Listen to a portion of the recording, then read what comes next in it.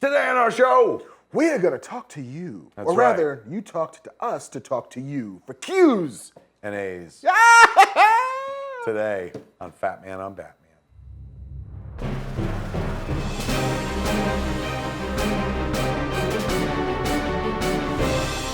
Welcome to Fatman on Batman. I'm Kevin Smith. And I am Marc Bernardin. Mark here had an idea. He says, this has been a slow news week, he says. He says, hey, slow news week, he says. And I says, hey, slow news week? He says, hey, slow news week, he says. We did that for about 20 minutes. Then he finally said, I got an idea. Twitter Q&A. I'll throw questions out. I'll throw our question out to the Twitter universe. Hey, do you have any questions for us? And they'll throw questions back at us, preferably lob them, not overhand, so we don't lose an eye. No, because, I mean, we are not athletes. No. No, I mean, despite the fact that he's wearing a hockey jersey. I just dressed the part. We're not athletes. So underhand, not even fast pitch. Yeah. Let's get out of hand. Yeah, slow and low. Let yourself go. So what do you got? We got some Twitter Q's and A's. Let's start with Will De La Fuente, Jam Master W, on Twitter, and under the hashtag AskKevinMark, he asks, new rumor title on Indy 5 is called Indy and the Weapon of a God. How would you do the next Indy? Back to Bible artifacts? North Korean baddies? There you go. Ooh. Not North Korean baddies. Why? Because I feel like Indy works best against Nazis. Okay. But the last movie they did was 50 or something? Nazis are all gone. Yeah, but... Does he fight neo-Nazis? There's always That'd be neo-Nazis. amazing. Like fucking the movie begins Chicago with some Nazis? fucking neo-Nazi curbing some motherfucker, and Indiana Jones, an old man, don't curb that. And then they beat him to death and shit. Yeah. They're like Indiana Jones. I mean, the last year. The last crusade. The second to last. Indiana Jones, don't get involved.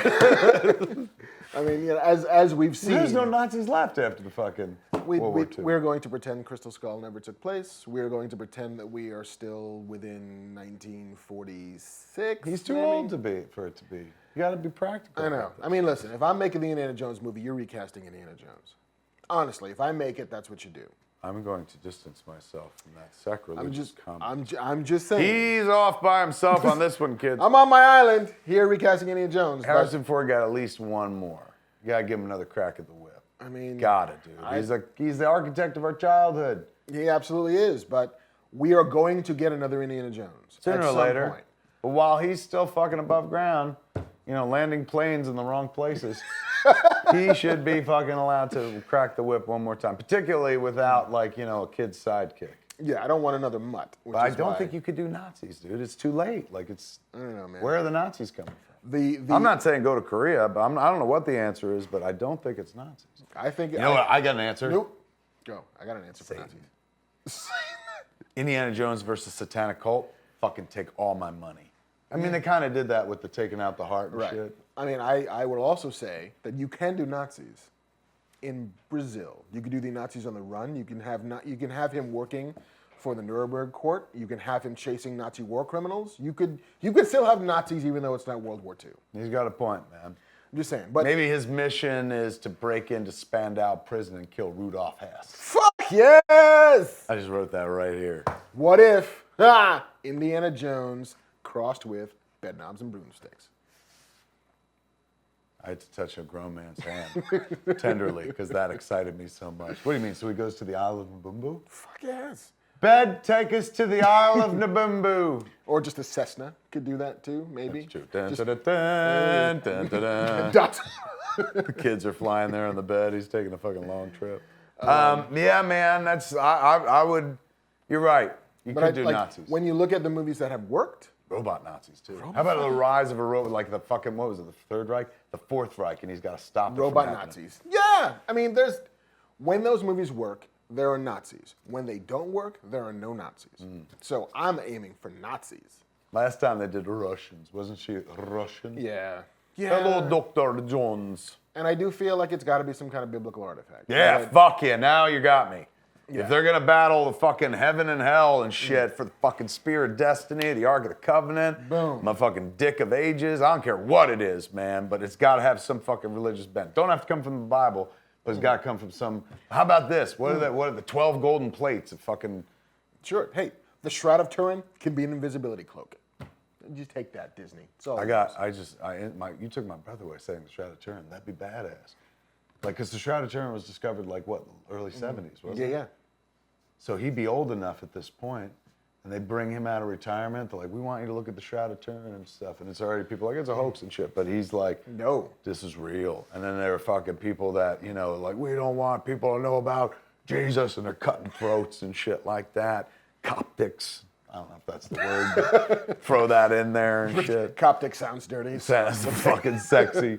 And then there's like satanic cult. I'm gonna still try to fucking get that in there somewhere. Satanic Nazis. Oh my God.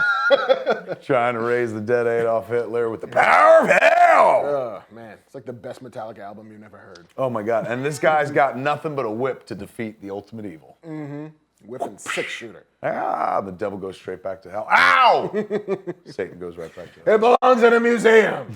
He's yelling at me and he's hitting me with a whip. It's an old man shutting my museums at the top of that hill. There it is. There's our Indy 5. Done. Benjamin Cat, the real Benjamin Cat, No, not to be confused with the fucking frauds out there.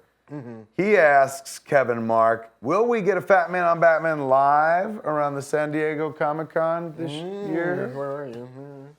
I'll let you answer that one. Give him a single because it's dramatic. That was a bad drum roll. Ching. Yes. And back to a two-shot. Specifics are still being developed. But Yeah, yes. there is. Probably look for it at the American Comedy Club. But yes, we'll definitely be doing Fatman on Batman. Where aren't we doing another one someplace live too? We're doing one in St. John, Nova Scotia. We're going out to Nova Scotia? Yes. To the Maritime, son. We're so far out off the time clock that they're a completely different time zone. Half an hour different from the East Coast. What? Yeah. What? Yeah, what kind of witchcraft is being fucking altered time by only a half an hour? They live a half an hour in the future. What the fuck? I know, you could call them up for lottery numbers and be a billionaire. Tell me who won Jeopardy. It's like having Biff as your friend with a sports almanac. But for like 6 hours. Yeah, I think that's in August. So if you want us to come to your fucking neck of the woods and do a show, let us know. Yeah, or let him know. Yeah, tell somebody at Twitter. Go to the hashtag, you know what, go to Jordan Monsanto. Let her know. Yeah, she's the one who makes all those things happen. She'll bring us to you. All right, so that's... Anything else on that one? Kevin Conroy, Mr. Kevin Conroy. I can't imagine this is the Kevin Conroy. I don't believe it is. I've done a little research. Asks, if you could do dinner for 5 today, who would you choose and why? Ooh. That's a good question. That Very show good was wonderful. Unfamiliar folks. Dinner for 5, what the fuck? There's a TV show Jon Favreau used to host on IFC where he'd collect 4 different people, would take them to dinner, and they'd shoot the whole thing. Wonderful. I got to host it twice. And for my panel, I picked... No, I got to host it once or twice. I can't remember. I was on it twice, and I got to host it once. I got to pick on my panel Jason Lee, Stan Lee, Mark Hamill, and J.J. Abrams. Wow, that's a good panel. It's a good panel. So what would I do today? Yeah, who are your 4 that you're inviting along? Dead or alive or just alive? I think let's do a live. Like if tomorrow if Bravo said, you know what, fuck it, let's bring this show back. We're done with these Real Housewives of wherever. Who do I want to talk to? Who would I like to talk to?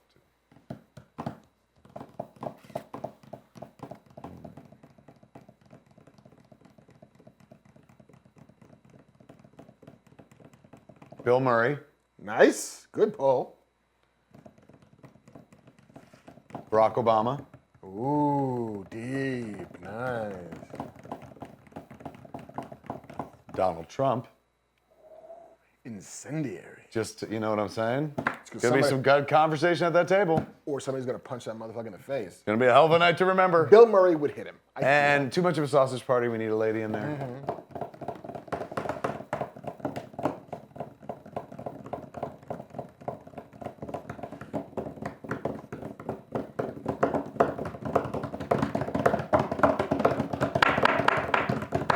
Fuck. I got one lady to pick. Yeah.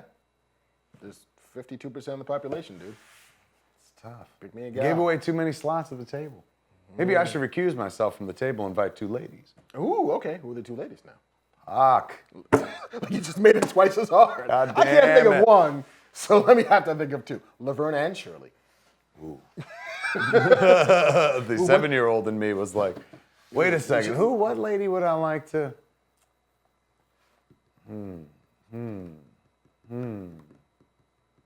Shirley MacLaine. Ooh, nice pull. Thank you. Good Thank job. you. Yeah, I had to dive deep on that one, but what a life she's lived.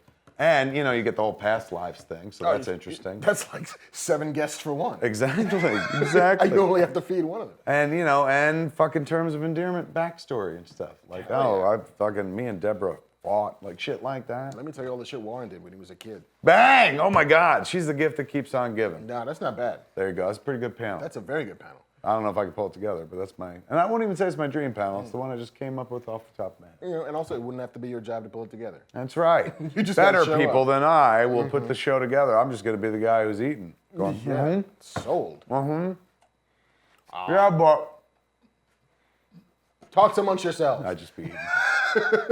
That's what a fat guy does. All right, let's see. Last one on this paper is from Bradley White, at Bradley White. He asks, what are your thoughts on Robert Rodriguez directing the new Escape from New York film, and who should play the lead? What do I think about him doing it? I think Robert's a wonderful director, and in a world where someone's going to remake that movie, give it to Robert Rodriguez. Someone is going to remake the movie, kids. You just have to deal with that. And when I say kids, I mean fucking people our age who are like, why are they fucking remaking that? So it's going to happen. Might as well give it to somebody who we know can shoot the shit out of something, has a bit of reverence for the genre and the actual source material. So I'm all great with that. As for who should play Snake Plissken, That's a tough call.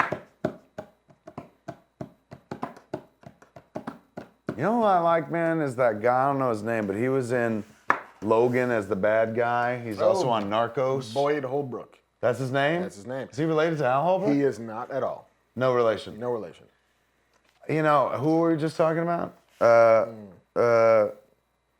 Snake Plissken. Give it to him. Yeah? He's charming as fuck. Okay. I like that guy. Who would you give it to?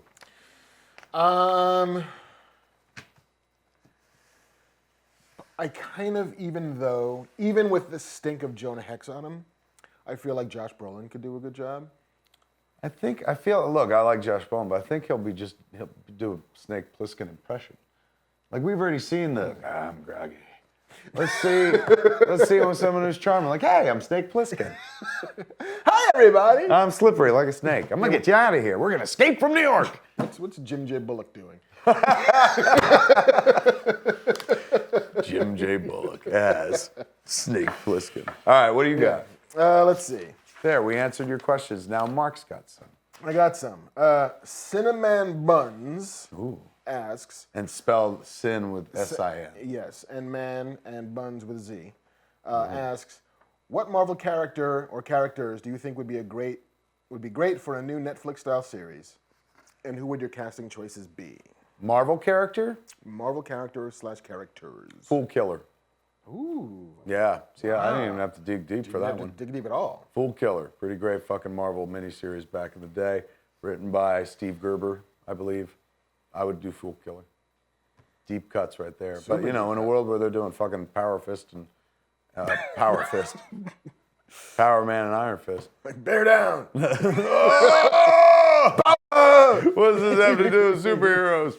Why the lights not? on. Why not Fool Killer, I say. Sure, fuck it. How about you? I would do damage control.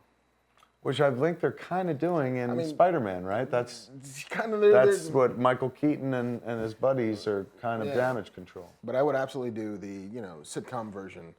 Or even the hour-long version. Aren't they doing that on NBC?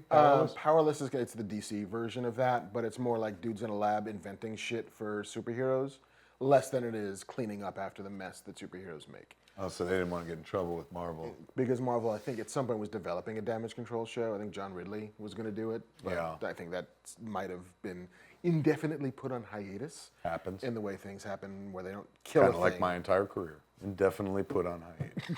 With dancing hands. But yeah, I would do that. I would do it too. I'd watch you do it. I'd fucking do this while you did it. Power fist in it. Yeah. All right, we got 2 questions from Good Kid Paisley Park. Greedy son of a bitch. Absolutely. Go ahead. Short T318. Yes. Good Kid Paisley Park. Yeah, okay. What movies / shows are y'all anticipating this year? Is his first question. What movies? Well, obviously every comic book movie I'm anticipating in a big bad way. And then shows, The Defenders. We saw a teaser for it. I was like, pa-ting, pa-ting. I was like a fucking Purdue chicken, my fucking... You were a butterball? Yeah, I was like oven stuffer roaster, man. I popped and I was ready. Ready to eat. I am looking forward to Baby Driver. The Edgar Wright movie. The Edgar Wright Jimmy Jam. Because that dude like makes a movie in the way that you absolutely know it's an Edgar Wright movie. Like, Yeah. He's got this cinematic syntax to the point where you absolutely know every time you turn on, like, oh shit, that's an Edgar Wright movie. He's doing that thing that he does, which is hyperkinetic, super involved with music, you know, and sort of deep treatments of characters that are not ordinarily treated deeply. So yes, I'm all on board for Baby Driver. Shows. Welcome to If Edgar is Wrong, I Don't Want to Be Right with Marc Bernardin, Kevin Smith. Coat the vapors. Shows, I will also say The Defenders, primarily because I don't know very much about what's coming in the back half of the year, besides the fact that I know The Defenders is coming in August 18th. Sigourney Weaver's the bad guy. Yes, but despite whatever misgivings I might have had about Iron Fist, I am hoping, a bump in the road. I finished Iron Fist. Yeah, how did you I feel? watched all 13 episodes. We'll talk about it on another show. All right, fair enough. So yeah, that's Somebody gave me shit on Twitter, like, you reviewed it, you didn't watch every episode. I was like, I said up front, I've only watched 3 episodes. I'm talking about the 3 episodes. He had watched more. I did, and So still we got the could. shit. Yeah. I got shit after reviewing it after 6, and then reviewing it after 11. I went all the way, though. I took it all the way. Somebody's Talk about got to. another episode. The second question from Good Kid like, Paisley Park. Power Fist. Thank you. They should have come to me for the opening titles. They spent way too much money on that shit. I would have been like, it's this simple, boys. Ready? Power Fist. And then put the words up and we're good to go. And if there was like a flashlight in your sleeve, so just like it looked like it was lighting up. That's why we worked as a team. He made my writing better. With an addition of like $3. I made that work. So like both of you get out. You go, oh, nuts! Son of a bitch. What reboot / remake did I enjoy that nobody else did? The Saint. Val Kilmer. Paramount Picture. Remake. Going back to the 90s. Going back to the 90s. Remake of the old Roger Moore show from the 60s. Simon Templar. Simon Templar. Rogue thief who does the right things for reasons that remain unclear to almost everybody but him. Master of Disguise. Tech Wizard. James Bond Light, basically. That's the reason why Roger Moore gets to be James Bond, is because he was so good in The Saint. He would play the Saint. He played the Saint. And you like the movie with I Val do. Kilmer. It's daffy and silly and crazy, but it has this goofy fucking energy that I can't get enough of. Interesting. All right. Yeah. Next question. Should we flick at the question, the bean that Go is ahead. the question? Pete and Leander. Pete and Leander, asks. who got that domain name, so good for you, Pete. Yeah. What would you think about a Netflix, Hulu, Amazon show based on The Question as a gritty crime action / drama? I would think it'd be amazing. Wouldn't it, though? Yeah. I wonder if anyone ever worked on that before. I don't know. I mean, I'm sure they worked for a while, long and hard. Gave it some real thought. Hit a couple roadblocks along the way. There was a point where me and Marc were working on a question thing for the powers that be. Warner Brothers. Warner Brothers. And it didn't materialize. No, for reasons that Still elude us. above and to the left of my pay grade. I think it has something to do with the fact that like there's the character came from Charlton Comics, and when they bought them, they didn't know how many rights they had, if they had cinematic rights, blah, blah, blah. That's what I always heard. But I think the question would be amazing. We've been trying to get it done for a while, but So somebody should. hopefully. Internet. Yeah. Let's see. Andrew Guay. Yeah. Drew Guay. Drew Gray Do you guys at Twitter? Sorry, keep yawning. Do you guys have favorite video games you played? To play the Batman Arkham series, and what are your thoughts on that medium of storytelling? One of my favorite video games was The Adventures of Rocky and Bullwinkle for Sega Genesis. Wow. Played it all the way to the end. I beat that shit. This is one of my favorite properties in the world, Bullwinkle and Rocky, done as a video game. You could beat Boris Badenov and Natasha. Loved it. One of my other favorites was, remember Super Nintendo did like Superman game? Yeah. But not the fucking one that everyone's like, this is lame. Like where he fought Doomsday. It was like the fucking, the death of storyline. And the multiple Supermans. Oh, that game was so fucking badass. Let's see. I haven't played any of the Batman Arkham games. No, they're worth the play. I've been told they're amazing, but it seems like a big commitment at the time. You got to give it, somewhere between 20 and 30 hours. I've watched all the cutscenes. So then you've done it. Yeah. I'm not into the whole, like, let me slide, X, X, Y, B. Just show me the cutscene. You don't want to button mash? Nah. I'm too old for that. Look at these fat fingers. Can't button mash. I'd be biting it and shit. What about you? I am a gamer. I am still a gamer. Not nearly as much as I used to be when I could devote hundreds of hours to like Final Fantasy and Metal Gear Solid. But I saw you say something nice about some video game on Twitter this week. yeah, there's a game I just finished playing called Horizon Zero Dawn, which is this sort of post-apocalyptic game where humanity has been pushed to the brink of extinction and then manages to claw itself back in a world where now there are robotic animals roaming the plains. And it delves into this super deep story and this apocalypse about like Take my money. what happened to humanity, what happened with the animals, why are there robots running sentient all over the place, and it's a beautiful game. The mechanics are really strong, and it's also this really progressive world where the lead is a young woman. Most of the power structures are matriarchal. It's an incredibly diverse world where, and it's all like made up tribes and so forth and so on, but it's kind of refreshing to look at a world in a video game that looks like the world that we live in, or the world that some would like to live in. So yeah, it's great, and I love a deep story game. One of my favorite games I've ever played was Red Dead Redemption, a Rockstar game, same guys that did Grand Theft Auto. It's Western, but it's an open world Western, so you get a horse, you can ride almost anywhere. You're in Mexico, you're in the States, you're in Arizona. So it's like Westworld. It's like Westworld except no robots, just Western. But yeah, and it's a heartbreaking game. Like by the time you get to the end of that game, there's literal tears. It's an affecting video game narrative. Really? Yes. Well, there it is. Then apparently Mark thinks it is an effective storytelling medium. Totally. Like it feels a bit like television in that way, that you can tell a story over time and space that you can't quite do in a movie, and then you can tell stories that involve character choices and player choices that would branch into different ways that you couldn't do any other way. It's a choose your own adventure game where you also get to kill people. There you go. Sounds like a free ad right there. Done. Video What's games. it called? Red what? Red Dead Redemption. Red Dead Redemption? Mm-hmm. Bit of a tongue twister. It is. Let's see. Let's do, go ahead. You pick. The Leather Jacket Man at Leather Jacket Man. What are your writing processes like? Home or work setup, for example. Where do you write? I write at home. I get up, go down to my office, light a joint, suck a dick, and start writing. Yeah. That's my process. How long do you write for? Till I'm done. Okay. Until something else is like, hey, you got to be at this thing. I'm like, oh, shit. Then I leave at the time I'm supposed to be there because I was writing. Sometimes you enjoy writing so much you just want to see where it's going because I don't plan it out. So as I'm writing the conversation or a scene, it's unfolding, and you're like, oh, my God, what's going to happen? So sometimes I stick around for that to see what's going to happen. What's your process? My process is an evening process. I'm a night bird. You're a night writer. I'm a night writer.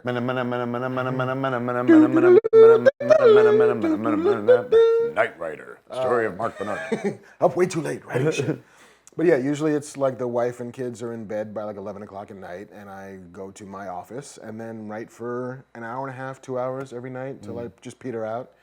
I would like the freedom to do more, but because I got a day job and I got to get kids off to school and I got to do all of that stuff, it ends up being grab it when I can grab it.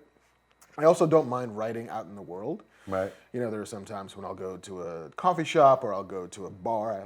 I quite like writing in bars. There's something nice about single this because you want it. They stopped doing that in TV production. Years ago, they used to go single this. You don't get to use the director hands in TV? No, you get to put your hands into somebody else's shot. Go ahead, tell them about that. But I like writing, and I like the white noise of speech. I like writing in bookshops. I used to do a lot of writing when I lived in New Jersey at Barnes & Noble on Route 35. Brian Johnson used to do that. Yeah, because I like people. I like being surrounded by words. Like, the words are seeping into my brain. I get new words. And I like writing in bars because I like nursing a drink and letting that sort of just break things. Let me ask you this: do you get when you're at a Barnes and Noble or whatever? Do you get a lot of "What are you working on?" or no? Almost never. Really? Almost Nobody never. gives a fuck. You can be sitting there fucking writing the code that will destroy humanity. Nobody cares. I mean, more often than not, especially if you're living in New Jersey when I was writing in Barnes & Noble, they don't know what a screenplay looks like. True. You know, out here, everybody knows and everybody's doing it themselves. But it was just, oh, there's a guy, it's just working on a thing. Maybe it's a spreadsheet, I can't tell. Right. That's a lot of words. You're writing a novel. They didn't know that you were dreaming. I was dreaming. You're like, listen to me, madam. I work at the Dream Factory. And I would like known a as latte. Hollywood. But yes, I've become more of a catch-as-catch-can writer. Let's see. Leonard Maxim. Let's close out with this. All right. Leonard Maxim, Diezordales218 on Twitter, says, favorite guilty pleasure movie? Marc. Ooh. Tempted to say Dune. By the fruit of another. Not going to say Dune. No. I am going to say Hooper. There ain't nothing like the life of a Hollywood stuntman. That Yes, Hooper? that Hooper. Burt Reynolds as a directed by stuntman? Hal Needham, with Jan Michael Vincent as the kid. Yeah. Ends with a sick fucking car stunt. Yeah. But I remember seeing that movie at like 11 or 12 and being entirely entranced by that life. By the, like, here's a broken man who straps on his gurney and his fucking leg brace and pops the pills and drinks the beers just to go out and make pretend in Hollywood. Yeah. And that pretend in Hollywood cost him pain. I love that movie. Do you think they stole the Fall Guy from that, right? Yeah, pretty much. Pretty much. Like, Fall Guy the had a better Rangers- theme song. It did, but still. I might jump from a tall building or Tarzan from a vine, but I'm the unknown stuntman that makes Eastwood look so fine. Ooh. Yeah, that's right. When we were kids, we loved stunt people. Yeah, fuck, because I mean, What a great job. You get to I'm going to fall out a window and pretend I'm dead. it is everything a kid has ever wanted to do. Like, you get to just jump and play and throw punches, and nobody ever gets hurt except you totally get hurt. Drive real fast, drive backwards down fucking highways, passing beers to your friend when drinking and driving was a thing you could put in a movie that kids could possibly watch. Yes. I mean, Hooper. Was Sally Field in it too? yes. She was the love interest? Yeah. She was a love interest. Wow. I wouldn't even call that a guilty pleasure. I call that a classic. A pleasure. Yes, pure pleasure. Pleasure, my pleasure, and other people's pleasure. What is my guilty pleasure? Let's see. That's annoying to some people. I'll do it above. I don't know. I think I just make guilty pleasures. I don't know if I've got a guilty pleasure. That's the dream of all dreams, though. Dream, the unsellable dream. That's what I've lived. I don't know. I can't think of anything that to me is like, back in the day, I remember I used to watch The Cutting Edge quite a bit. Ooh, Topic. Yeah, Topic, which was such a guilty pleasure. But I don't know what a guilty pleasure would be at this point. Let me see. I mean, is there a movie that if you're flipping channels, that you will automatically stop at if you see? No. No? Not necessarily. We're in the digital age. So it's like if I'm going through channels and I'm like, oh shit, a Glengarry Glen Ross, I have that digitally. I just click over to the other thing and do that. So no, I mean, I wouldn't consider them guilty pleasures, but I love those old Planet of the Apes movies. I think I prefer them to the new Planet of the Apes movies. I understand they spent a lot of money on the new ones, but Not $1 billion, but a lot of money. a lot of money. But Rubber Masks, you still got me believing. I don't stop believing, just because it's not a rubber mask, but still. No, all right. I don't know. I got no guilty pleasure, I don't think. I mean, that's also fair because a thing that you take pleasure from need not be a thing you feel guilty about. It's true. There's really nothing. Shit, even when I jerk off, that's not a guilty pleasure. That's a proud pleasure. I'm like, I ain't guilty of this. It's natural. There is nothing to be guilty My mom's like, Tiger, of. I chatting with you. Put it away. Look at it, mother. It's natural. I'm playing Bob Streisand in the background for your mom while I do it. That's what you're singing at. Guilty? Yes. It was her and fucking Barry Gibb? Uh-huh. And we got nothing to make a deal, my love. I climb any mountain, suck your dick. I forget the rest of the words. I mean, that's what they were, though. Yeah, basically. That's all I was singing about. 70s disco, it's all about sucking dick. My mom would listen to that album all the time, so thanks. Hey, Because now, every time my mom plays that song in the fucking car, I'll be like, Ma, you thinking about sucking 70s dick? She's like, I love dick in the 70s, son. That shit was huge! find me a gib, any gibble do. Then we go quiet for a few miles.